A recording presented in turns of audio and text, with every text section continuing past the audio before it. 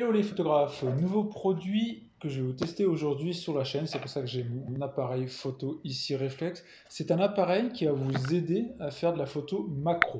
On va regarder rapidement sur Amazon le type de produit. Comme vous pouvez voir, il s'agit d'une ring light qu'on met autour de son objectif et qui permet comme ça de prendre des photos de très près en ajoutant de la lumière. Parce que c'est toujours le problème quand on prend de la photo macro, c'est avoir une source de lumière alors qu'on est très près.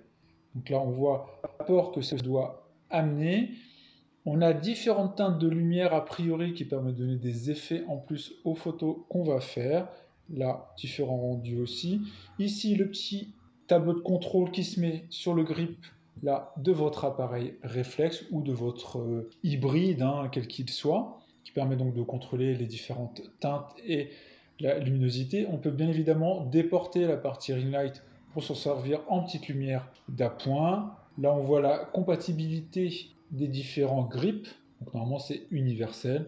Et là, quelques exemples de rendu. Normalement, sur le papier, ça a l'air génial. Après, il faudra voir en utilisation. On est sur un produit qui vaut dans les 30 euros, donc qui est assez contenu en termes de prix, qui devrait normalement apporter quelque chose de qualitatif à moindre coût. C'est de la marque Fositan, et ici c'est la référence RF600D. Il y a deux références, j'ai pas compris quelle est la différence entre les deux, pour être totalement clair. Moi je cherchais véritablement un produit pas cher, parce qu'il existe des produits plus de marque ou faits par Canon, mais c'est vite beaucoup plus cher. Là, il y a l'ensemble des specs, je mettrai bien évidemment le lien en description. Les 4 modes de vue, donc là c'est avec les différentes couleurs, la partie bleue qui est à 9000 Kelvin, yellow 3000, transparent donc qui est un neutre qui a 5500, et on a un milky à 5000. On voit quelques petits rendus. L'indice de rendu des couleurs, donc l'IRC, est à 85+, spécialement conçu pour des macro shoots, bien évidemment, donc c'est vraiment pour de la macro. Ultra compatible, normalement, il y a toutes ces bagues qu'on doit retrouver dans le kit qui permet aussi bien s'adapter à un 72 à 77 mm qu'à un 49. Voilà, il y a toutes les bagues intermédiaires, donc j'espère que ça sera véritablement compatible. Moi, j'ai pris deux de mes objectifs. On verra si c'est compatible. Je me souviens plus d'ailleurs, c'est lesquels en termes de diamètre. Bon, on verra ça. Ici, vous avez toutes les caractéristiques. Je vous laisse regarder le lien ou faire une petite pause. Voilà, en termes de poids, on est à 0,42 grammes. Donc voilà. Maintenant, on va ouvrir notre produit parce que j'ai hâte de l'ouvrir. Immédiatement, on a petite notice d'utilisation classique. Est-ce que c'est du multilingue? Oui, donc français en page 23. Donc on a ici tout le descriptif de notre panneau de contrôle des différents boutons pour s'assurer d'avoir une totale compréhension, l'anneau de lumière, fermeture de la bague, la molette de fixation. Et là, on a les différents boutons, boutons test, etc. On verra ça. Normalement, il fonctionne à pile.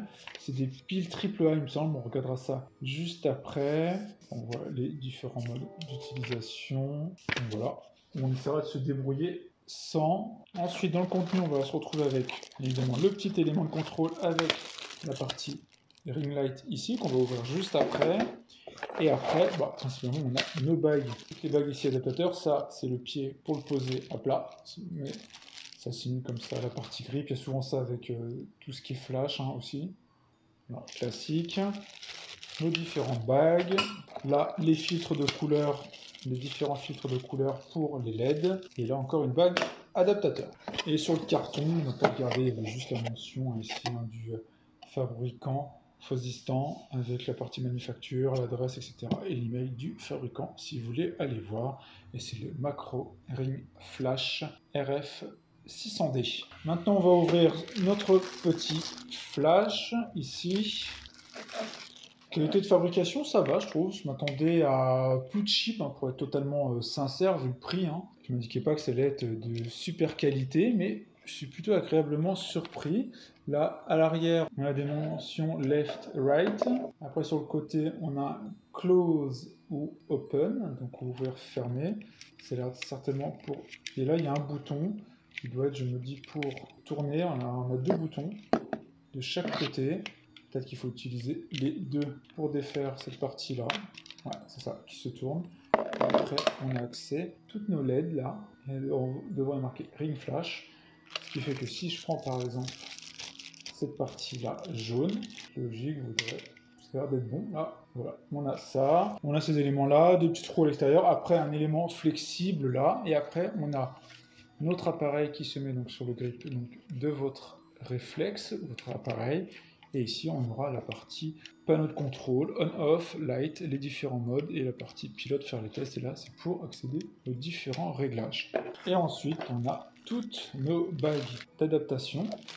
Donc là, il va falloir tester, hein, ça va être un peu le jeu, je sais pas si c'est, j'espère que c'est marqué dessus, on va prendre une par exemple, là, si on voit par exemple sur celui-là, on voit que là c'est pour un objectif de 58 mm, et si je prends un grand comme ça, là on va être sur un 77. Donc comme ça permet de totalement s'adapter, et il reste à connaître le diamètre de ces objectifs. Par exemple celui-là, pour moi sur mon Canon 60D, c'est un objectif donc, Canon, un 35 mm focale fixe. On voit que je suis sur un diamètre de, donc, de 52, donc il me reste à trouver la bague qui convient à 52. Tout à l'heure j'avais 48. J'ai trouvé ma bague de diamètre 52. Ça devrait être compatible avec mon objectif. C'est le cas, heureusement. Donc là, je peux le visser comme ça sur mon objectif.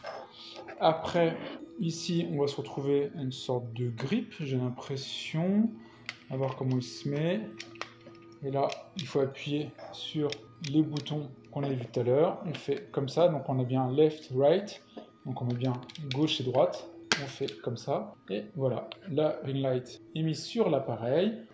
Ensuite, il faut l'installer là-dessus, bien évidemment. On a notre compartiment pile hein, qu'on n'a pas regardé tout à l'heure. Il faut quand même que je trouve les piles nécessaires. C'est 4 piles triple A que je vais aller chercher tout de suite.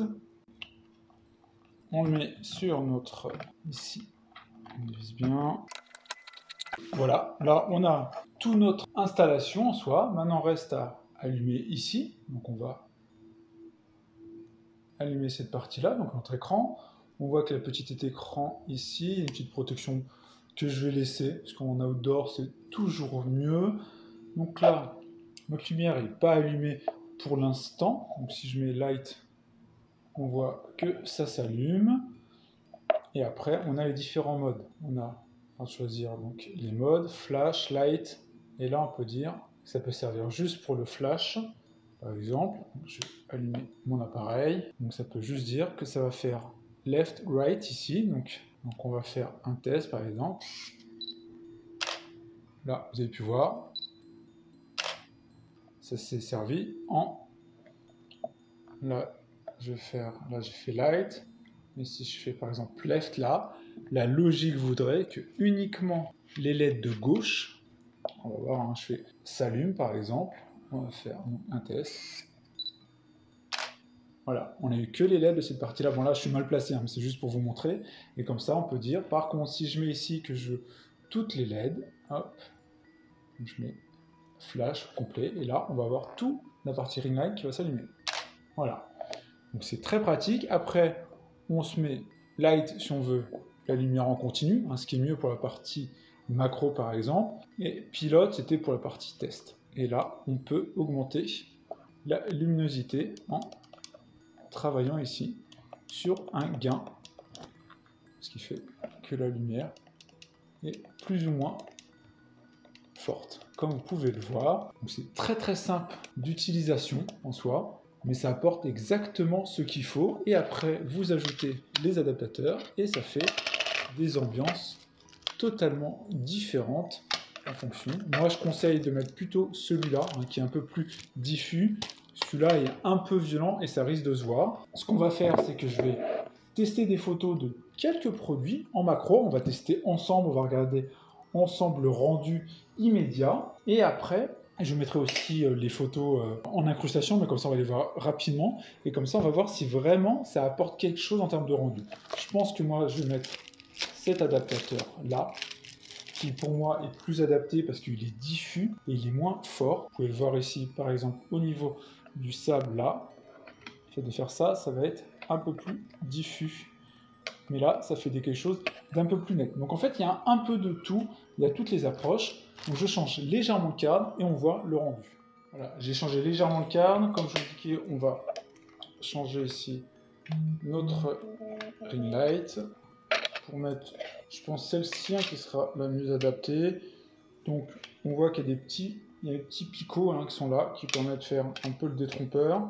C'est là. Et après, vous montez légèrement. Et voilà. Après, comme je vous l'ai montré tout à l'heure, on vient ici, on se clipse là. Je trouve juste que c'est... En fait, cette partie-là, flexible, est un peu trop serrée, je trouve. Donc, moi, je la passe par en dessous comme ça. C'est plus pratique. Donc, maintenant, pour vous permettre de voir le rendu, je vais mettre le retour comme ça. Donc, on va allumer. Voilà, vous avez le retour en même temps de mon objectif.